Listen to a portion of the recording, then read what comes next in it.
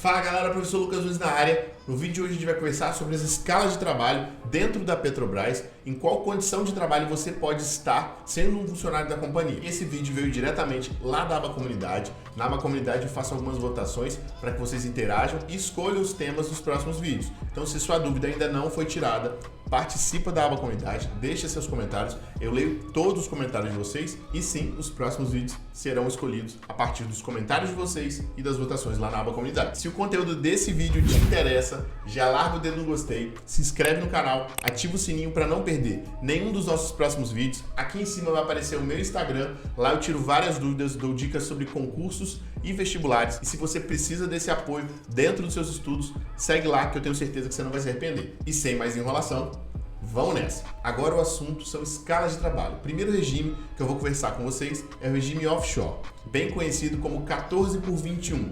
Muitos de vocês talvez tenham algum parente que trabalhe nesse regime. Como é que funciona? A companhia ela deu esse benefício aos funcionários há vários anos atrás, de diferente das pessoas que estão aqui fora, que tem um regime de trabalho de 12 por 36, ela deu aos funcionários que trabalham de turno para a empresa o regime de 12 por 48. Diferente, né? Vou explicar. O que seria esse regime de 12 por 48? A cada 12 horas trabalhadas, você tem ali mais um dia e meio inteiro de folga. Como que isso vai funcionar? Um dia de trabalho, um dia e meio de folga. Então, se você trabalha 14 dias, você vai folgar uma vez e meia aquele mesmo período, que dão 21 dias. Então, se você trabalha 14, você folga 21. Isso, gente, é a maior parte. Existem variações, existem pessoas que trabalham com embarques eventuais de 10 por 15, em comum. Existem gerentes de plataforma que às vezes querem cobrir as férias e eles pegam lá e trabalham 15 por 28 e aumentam a sua escala de folga, mas não tiram férias anuais. Então existem algumas variações desse regime. A maior parte dos funcionários envolvidos nesse regime de trabalho são funcionários de nível médio, né? Os funcionários de nível superior são casos pontuais, como eu comentei em outros vídeos, em coordenações, gerências, fiscais de sonda. São casos bem pontuais e que existe grande disputa, porque a tabela salarial é muito mais alta, chegando de 100% a 150% a mais do que aquele RMNR que vocês viram. Então aqueles 12 mil reais teriam um acréscimo ali de 100%, 150%, dependendo da condição de trabalho.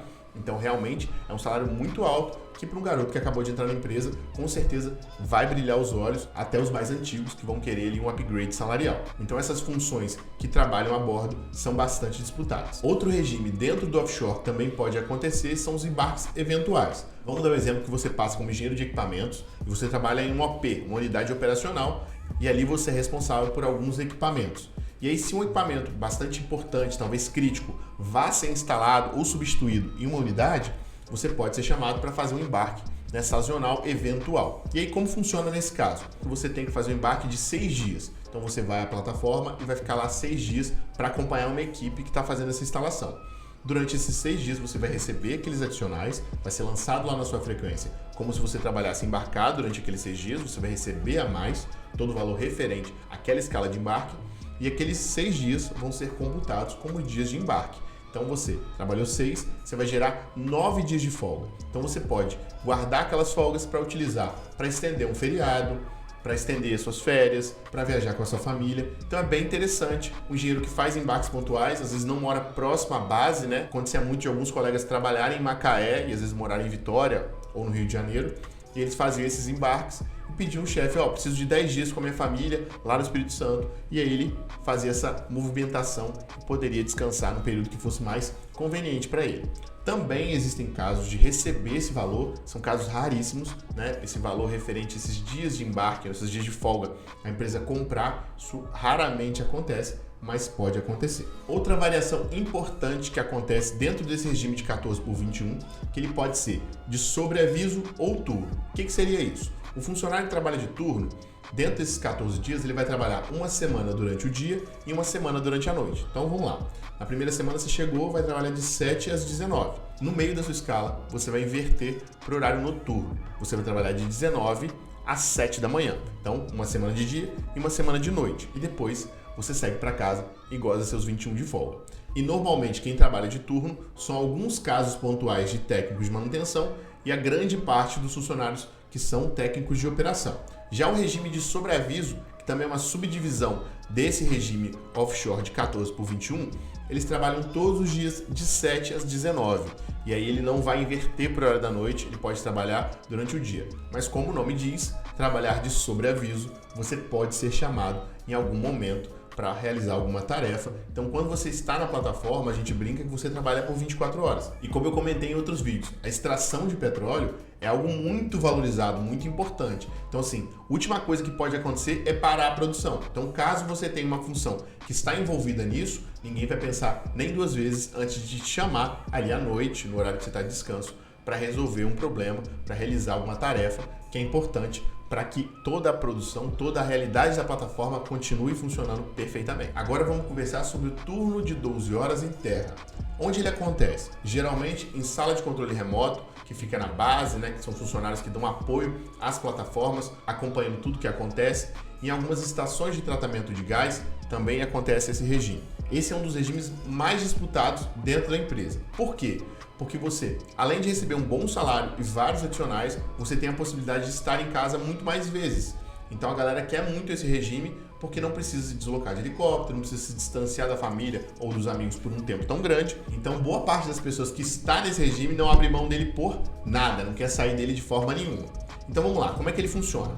Do mesmo jeito que eu expliquei para vocês que na Petrobras você trabalha 12 por 48, 1 por 1,5, ele vai funcionar baseado no mesmo princípio. Se você trabalha 2 dias, você tem 3 de folga. Geralmente, nesses lugares, se trabalha 4 por 6 ou 6 por 9. Então, como seria? Você vai trabalhar ali 4 por 6, vai trabalhar 2 dias de dia, 2 dias à noite e vai sair de folga 6 dias. 6 por 9, você vai trabalhar 3 dias de dia, 3 dias à noite e vai folgar 9 dias. Outro ponto muito positivo dessa formatação de escala é que você pode trocar com seus amigos. Bom exemplo, tem um aniversário da sua filha que você não quer perder. Você pode pedir a um colega que troque com você e depois você paga aquela escala em outro momento que seja interessante para ele. Então é muito mais flexível de fazer essas movimentações. Por quê? Porque a logística é muito mais fácil. Geralmente as pessoas trabalham próximas ali ao local onde vai acontecer, então elas podem se deslocar com mais facilidade e a companhia geralmente não interfere, porque não existe a necessidade de ela deslocar nada para realizar aquilo ali. Não precisa de deslocar um helicóptero para te levar até uma plataforma e te trazer de volta.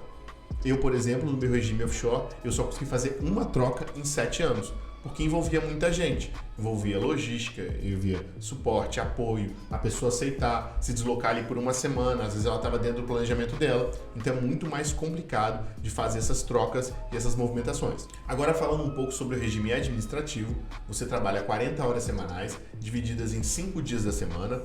Cada dia você tem que trabalhar 8 horas, tira ali 1 hora até 2 horas de almoço, e você tem um microciclo, né? Você precisa estar na empresa entre 9 e 4 da tarde.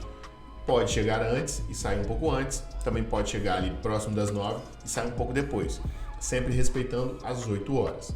Toda vez que você entra e sai da empresa, o seu crachá registra esse horário e faz o controle, e você não pode nem ficar mais do que 32 horas positivo, né, com folga na casa, e nem com 32 horas negativas. Então você fica ali sempre fazendo aquele controle, porque caso aconteça de você ficar muitas horas negativas, você pode sofrer descontos no seu contra-cheque, e isso é prejudicial para você. É um regime, pelo que eu conheço, bem legal, porque você está ali bem próximo do seu gerente, você consegue negociar algumas modificações, às vezes sai um pouco antes, resolver algum problema.